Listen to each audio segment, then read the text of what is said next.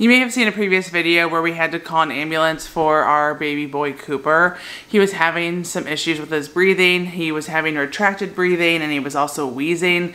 And we went to the doctor that morning and it got worse after we got home, and I was on the phone with the doctor and they could hear him struggling and they had me hang up and call 911.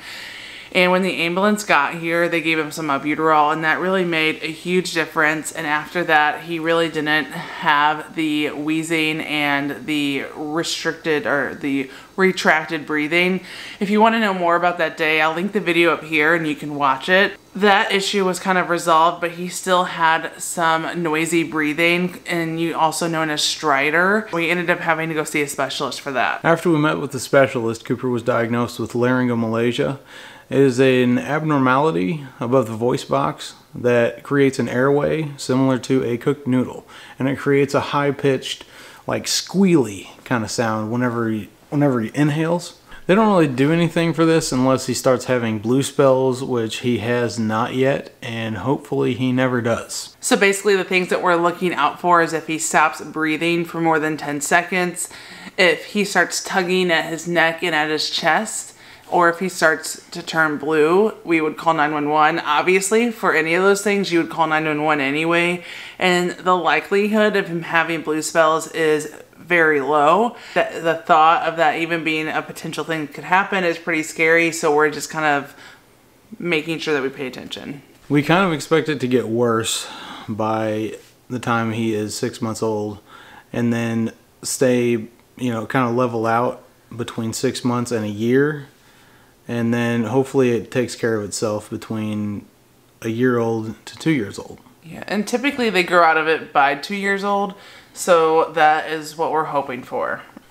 With this condition, it typically gets worse when they're feeding and laying down, but with Cooper, he doesn't really struggle with eating. He'll make that noise a few times when he's eating, but it's nothing crazy. It's when he's laying down, it's the worst. Especially when he is going to sleep and waking up, that's when you can hear him making his breathing noises the most. This does make him a little bit more susceptible to GERD or gastro reflux, but we really have not had too many issues with him spitting up. I would say that it has increased slightly in the last few days or so, but it's not consistent. Like, he doesn't spit up consistently. But it's just something that we're monitoring, because if it gets worse, then we definitely need to do something about it. Although it does sound scary, his chances of having major issues are relatively low, and we're just trying to keep a close watch on our little man. Other than this little issue, he is doing amazing. He's just so cute.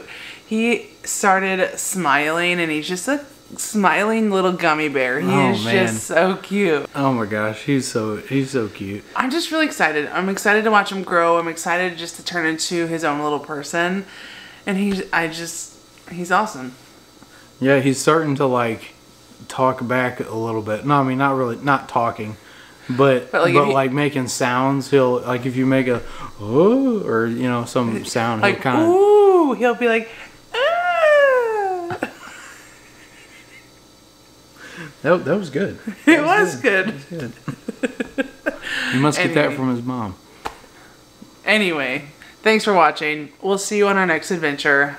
Don't forget to give this video a thumbs up and subscribe, and we'll see you next time. Hit that bell.